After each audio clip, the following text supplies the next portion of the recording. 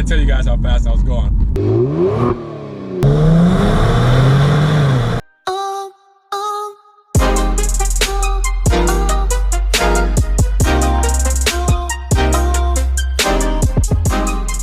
What's good, guys? Welcome back to Ron's Rides. Welcome back to the channel. Welcome back to another video where today we're talking about my 2019 Kia Stinger GT1. Now, we went from the last video to driving the 2019 Maserati Ghibli and me talking about or reminiscing about not having a Ghibli anymore and trading it in for this Kia Stinger GT1. Now we're gonna take this for a drive so I can tell you guys what it's been like driving this for the past couple of weeks, what it's like as in practicality, is it comfortable, the performance, everything like that. So I wanted to kind of give you guys the ownership perspective of driving this 2019 Kia Stinger GT1. Now, with that said, if you are unfamiliar with the Kia Stinger GT1, 365 horsepower in this twin turbo V6, 376 foot-pounds of torque, and 0 to 60 in 4.7 seconds. This is a gasoline direct injection. You have twin turbos, all right? You have the dual continuous variable valve timing. You also have the cylinder heads with integrated exhaust manifold. So we'll take a listen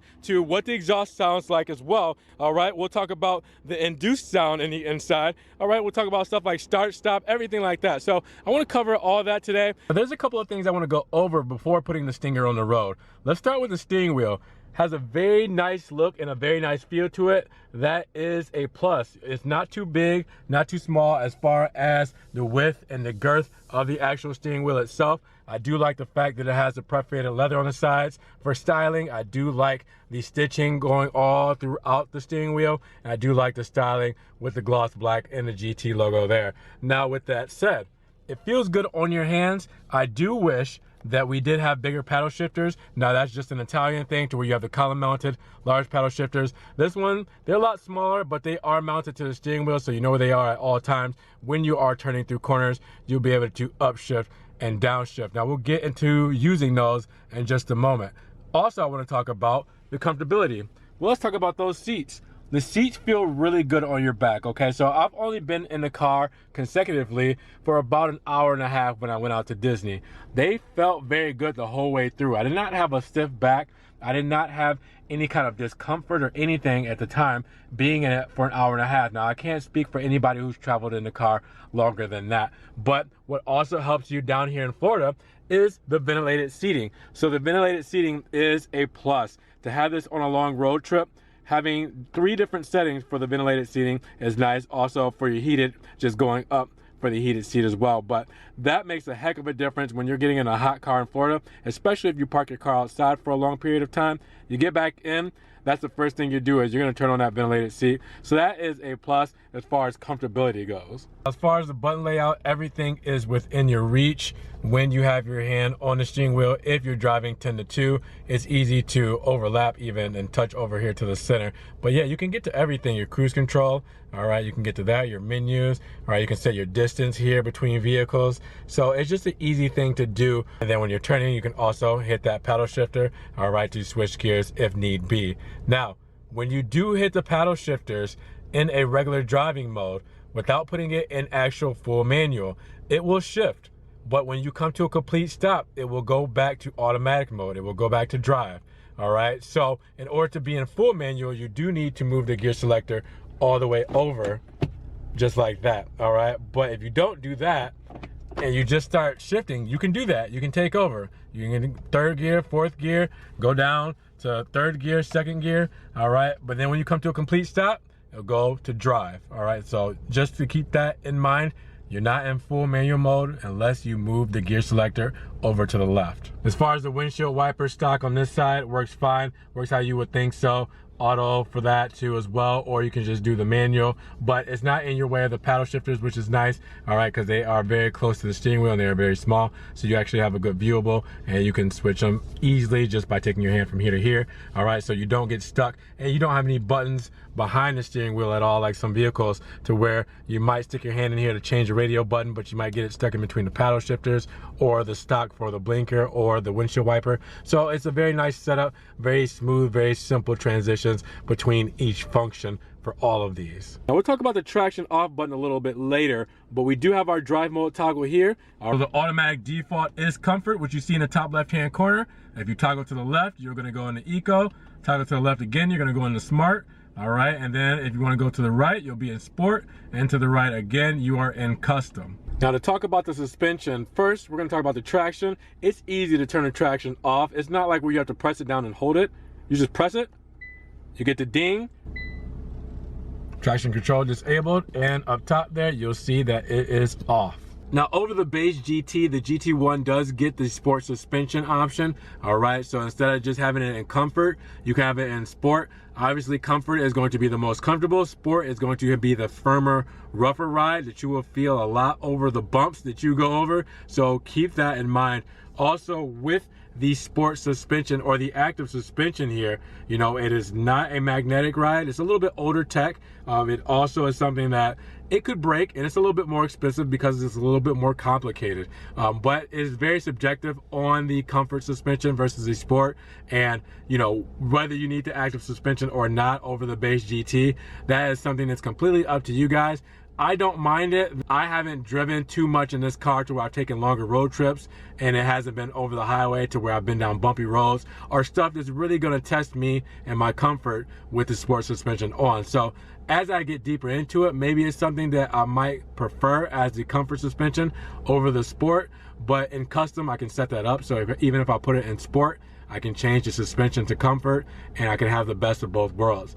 But you guys have to decide. Now as far as convenience goes, auto hold is awesome. Now it's not something that I ever really needed before, or I didn't think I needed, but it is something that's really cool. So what auto hold is, obviously when you have your foot on the brake, if you want to take your foot off the brake without moving the vehicle, you just press down auto hold. So we're going to do that right now. You guys see that I do have the pedal down there, so I'm going to put my foot on the brake. I'm going to put the car into drive, okay? So now we are in drive. Now I'm going to press auto hold. All right, auto hold is on. That auto hold shows up there right on the speedo as well. So now with me still in drive, with auto hold engaged, I'm gonna take my foot off of the brake, and the car is not going anywhere. All right, auto hold is still engaged, as you can see, right there, still engaged. All right, but I'm not going anywhere, which is really nice because, you know, I've used this a couple of times. One of them being in a drive-through. If I have my wallet in my back pockets, gentlemen, you know what I'm talking about. You have your wallet in your back pocket and you go to pay, you need to lift your butt up to take your wallet out of your pocket, and you have to keep your foot on the brake, and it's an awkward position to be in. But when you have auto hold on, you can take your foot off the brake and move easily, take your wallet out, all right, and then put your foot back on the brake, and then you're good to go. If you want to disengage it, you can just press it and it will disengage it, or you can press on the gas to go and it will disengage auto hold. It's just a very convenient feature for everyday driving. Start stop mode, nobody likes it, right? Well, it's there. It's going to come on every time you start the vehicle. Now you can turn it off by pressing the off button, and that illuminates, letting you know that you engaged the off button. Same with the parking sensors. The parking sensors are on because the light is on. That means I engage the parking sensors by pressing the parking sensor button. If it's off, that means the parking sensors aren't engaged. So since this is an off button, that means that this is engaged, which means this is off. Now, right now it is considered on, all right? So since that light isn't on, it's on. Start stop is on, it's going to happen. But you can turn it off. Now, a lot of cars, when you put it in sport mode, it will turn off start stop mode automatically. Not for this car. This is how you do it though. So I can toggle over all the way to custom, to sport, whatever. It will still stay exactly where it is, all right? But if I want to turn off start stop mode or disengage it, this is how you do it. Have you guys guessed it already? Manual mode. Now you see it is automatically on. All right, so I can do this, which is nice. You can see everything in real time. Move it over, the light goes off. That means that the start stop is on. Move it back, and it doesn't matter which mode you're in. I'll change it all the way to eco. All right, so you guys can see me that I'm actually clicking it over to eco. Whenever I put it in manual, that means start stop mode is deactivated. Now I know it doesn't seem like it, but having aluminum pedals over rubber pedals makes a heck of a difference. Now I know obviously styling wise it does, but when you're really engaged in the car and you're stepping into the brake pedal and you really have that noise and that feel, I feel like you engage more, you're more connected with the car with having these kind of pedals in here. It just makes a heck of a difference to me. Even in the dead pedal, just having a nice solid area there, you know, just in case you kind of tense up a little bit, you know, you're taking an aggressive turn and you step down into it, it just feels a lot better with the dead pedals being aluminum over rubber. It's just small little things like that that really help the driving experience. Now, a very controversial one, sound. The active engine sound that is produced from the twin turbo V6 is not all real. It's not all authentic, as you guys probably guessed. They do pump some engine noise in here, and you have the option to turn it off, minimize it, normal, or enhance the engine noise that it pumps through the speakers. Obviously, with the twin turbo V6, it does sound, you know, decent from the outside, but with the sound deadening in the inside of the Stinger, it doesn't have enough of an overpowering exhaust noise to really make the driver feel it and have that kind of driving experience in the cabin without force feeding some sound. So they do give you the option to keep it quiet or to enhance that sound, which I have it on enhance because obviously going from a car that has a little bit louder exhaust, you definitely want as much help as you could get. Now, I'm not the biggest fan of this only because of what it is, but it does make a hell of a difference, so I do keep it on just for that. It's kind of like a fake it till you make it. So until I get an exhaust, I'm gonna have this on, force feeding some sound through the speakers, so when I do step on it, it really feels like I'm really digging into the car. So with the windows down, here's what that exhaust sounds like inside of the cabin.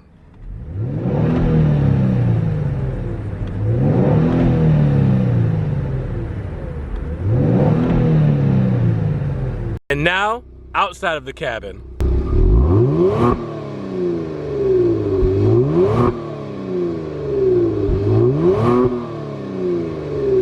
As I mentioned before, very comfy ride. I mean, just how everything sits, how everything's placed is pretty comfortable. I think the biggest thing that you notice is the floor level. I feel like my feet are kind of buckled up a little bit. Hold on.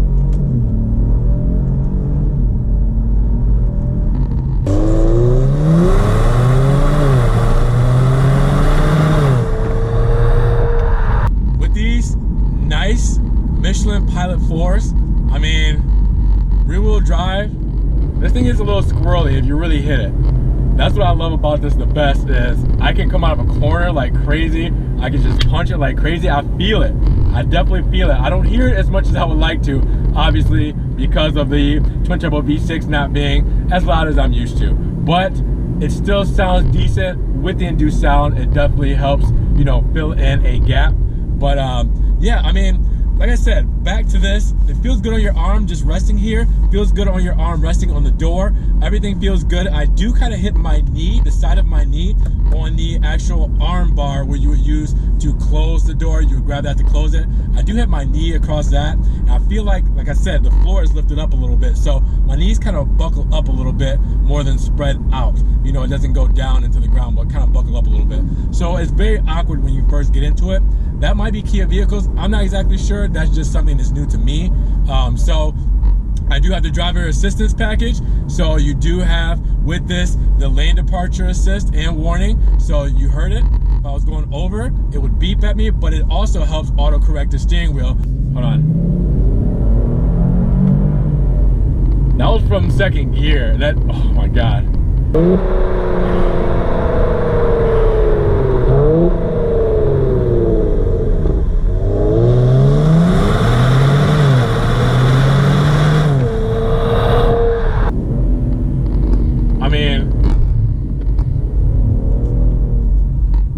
Shifts aren't as fast as I would like them to be, and you can kind of tell from me demonstrating, and you'll be able to tell a little bit more.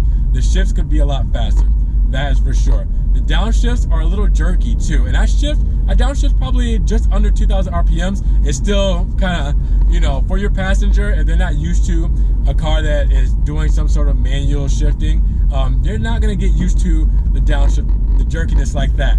They're not going to get used to it. Now, I did kind of shift above 2,000 RPMs, but just to, I guess, demonstrate that for you, I will get in the turning lane. I will slow it down, all right? But I will slow it down and shift under 2,000 RPMs. All right, so So under, you see under 2,000 RPMs, you do kind of get that. But the Brembo brakes work very well. If I needed to stop on a dime, I can do that. And if I needed to do one of these,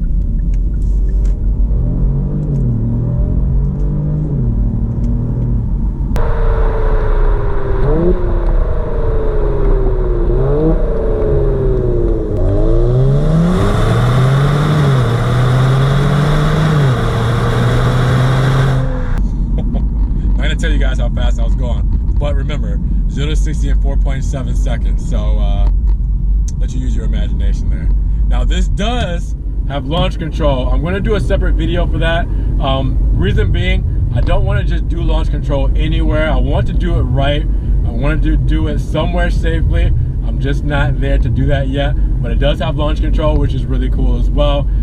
So I'm excited to use that for the first time. Normally the break-in period is between 600 and 1,000 miles. I do have right now on this 1,378 miles. I'll probably have a little different amount when I do launch control, but this thing is just squirrely. Oh my God. See, I'm gonna go through these tires so quickly. My rear tires are gonna be worn like that. I'm gonna blow through these things because of the fact that I can do that and have this much fun with this car. I think that was the biggest thing for me, is obviously look, all right, the warranty, the price, everything like that. But I got this car because I wanted to have fun with it, because could have got it to the Tesla Model 3, could have got it to the A-Class for the same price for the A220. But I decided to go with the Stinger because it's miles per miles, guys. This thing is, so you see the jerkiness from the downshifting, but this thing is so fun. So fun.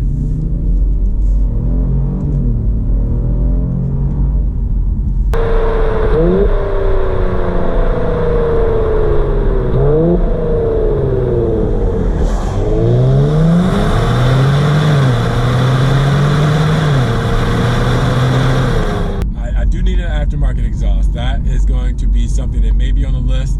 Like I said, with it being a lease, I'm not exactly sure how this will handle it, but it's great. I mean, like I said, I have all the technology I need as far as my driver assistance.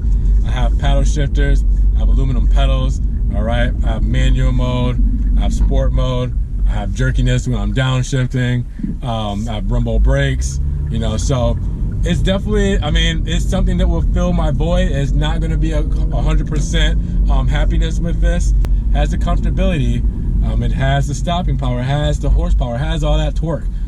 The gas mileage, with it being a twin turbo V6, it struggles, but you don't get it for the gas mileage when you're doing this.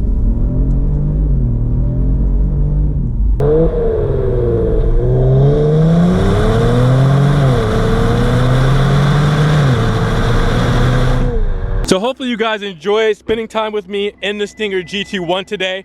If you did, definitely give the video a thumbs up.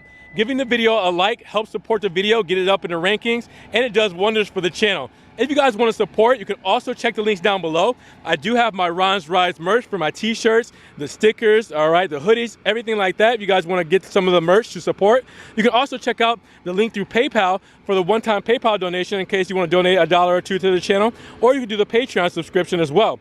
Also, check out the social media links down below. You can follow my Facebook, Snapchat, Instagram, all that good stuff. See what memes I'm posting, see what car pictures I'm posting, see what all kinds of things I'm doing there. And you can also subscribe to the Ron's Rides channel. You gotta see more, right? So click that notification bell so you can get Ron's Rides notifications right to your inbox. With that said, guys, thank you so much for spending time with me and my Stinger GT1 today. We've had a blast. I had a blast driving it, and I hope that you guys had a blast experiencing it with me. Now, with that said, we will talk to you guys in the next Ron's Rides video. You guys be blessed, be safe. We'll talk to you then. Oh my Peace. God.